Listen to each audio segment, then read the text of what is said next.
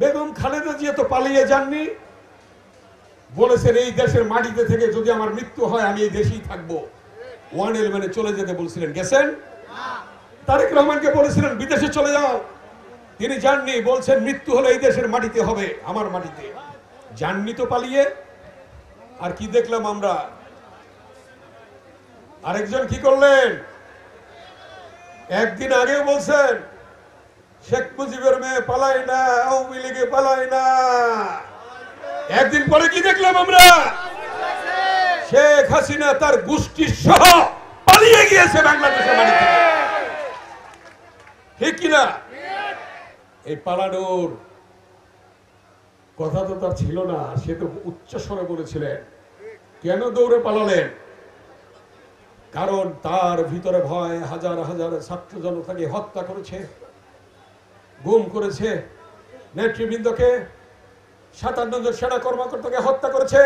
সে জানে সে যদি থাকে তার বিচার হবে। বিচার হলে কি হবে?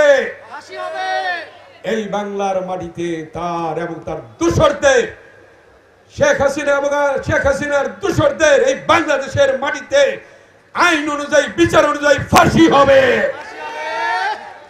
কেউ রক্ষা করতে পারবে না।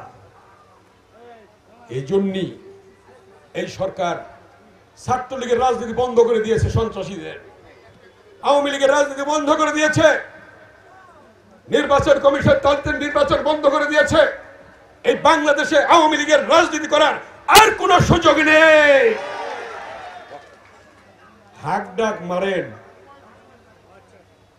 হাক ডাক মারেন, উনি আসবেন, আজকে আসবেন, কালকে আসবেন, এই বাংলাদেশের মাটিতে আর তার স্থান হবে না। অতএব মিথ্যা বিভ্রান্তি, অতএব আপনারা প্রত্যেকে সজাগ সতর্ক থাকুন। বাংলাদেশের বিরুদ্ধে অতীত ষড়যন্ত্র ছিল, এখনো আছে, ভবিষ্যতে থাকবে। এই জন্য মেহেরপুরের প্রতিটি নেতাকর্মী, তৃণমূলের পর্যায়ের নেতাকর্মী, আপনারা সজাগ এবং সতর্ক থাকবেন ইনশাআল্লাহ। তার অর্থ কি? তারেক রহমান যে কথাটি বলেছিলেন যে ফয়সালা হবে, দেশ যাবে কোন পথে? ফয়সালা হবে রাজপথে। প্রত্যেকটি আন্দোলনের ফয়সালা হয়েছে রাজপথে। তারেক রহমানের সুদূর প্রসারী ভাবনা, চিন্তা, বক্তব্য, তিনি দেশপ্রেমের উজ্জ্বল দৃষ্টান্ত দিয়েছেন। যেমনি দিয়েছিলেন জিয়াউর রহমান, যেমনি দিয়েছেন খালেদা জিয়া, তেমনি দিয়েছেন তারেক রহমান। তারেক রহমান কি বলেছেন?